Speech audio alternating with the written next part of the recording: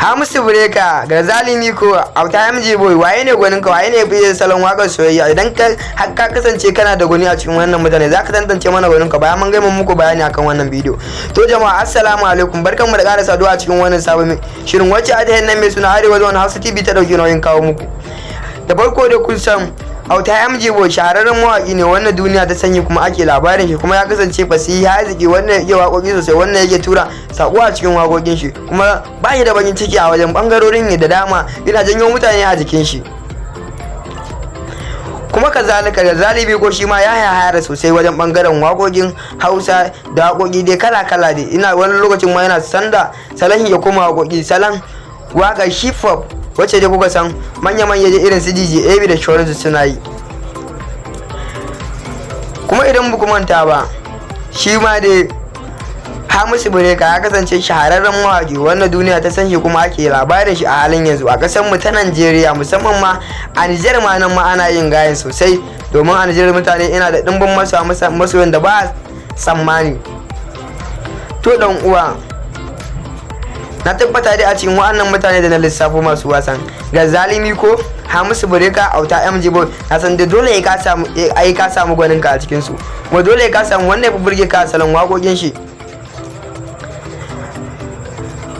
Dan uwa ka zaban mana gwaninka, sannan ka zaban mana gwaninka zaka iya mana comment a kasan wannan bidiyo da sunan gwaninka wanda ka fi so a cikin wa'annan mawaka da na lissafo guda uku, watan Hamisu Breaker da Auta MJ da kuma Garzali Miko. Ka san dai shahararrun mawaka ne wa'annan kuma wanda duniya ta san su kuma take labarin su.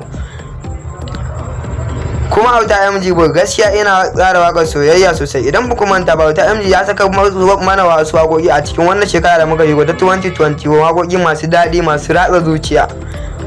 Kuma shi ma Garzali Miko haka kazalika shi ma ya saki waƙoƙi da dama wannan shekarar da muka shigo ta 2021 masu zaki masu ratsa zuciya da kuma ban sha'awa da kuma salon soyayya a cikin su. Shi ma kamar yadda shi ma mawaƙin naku wasan Hamisu Breaker shi ma ya saka mana waƙoƙi masu ratsa zuciya da daɗi da kuma kwantar da hankali a wannan shekara da muka shigo ta 2021. Sai dai kuma a halin yanzu dai dukkan su dai ba masu kan mana alban ɗinsu ba na wannan shekara, dai kuma sun ɗan yi mana tastin domin masoyansu su ji. Dan uwa idan ka kasance babu a cikin wannan taya mai suna Arewa Zone Hausa TV, ga taimaka ka dubi kasan wannan bidiyo zaka ga wata jar alama ina ka rubuta subscribe, sannan idan ka danna jar alama ina ka rubuta subscribe za ga wasu alamomi guda biyu sun fito, ina sai ka danna mana alamar kararrawa ka zaba mana all, domin hakan shine zai baka dama muna dora sabon bidiyo tare ka ganshi ya wado akan wayar ka ba tare da bata lokaci ba, kuma domin haka shine yake ƙara ba mu karfin gwiwa sosai wajen kawo muku wannan bidiyo da suka yafi wa'annan shahararrun mawaka na Kannywood da kuma shauransu dai. Mun gode sosai, mun ƙara haɗuwa cikin wani sabon bidiyon. Yawwa.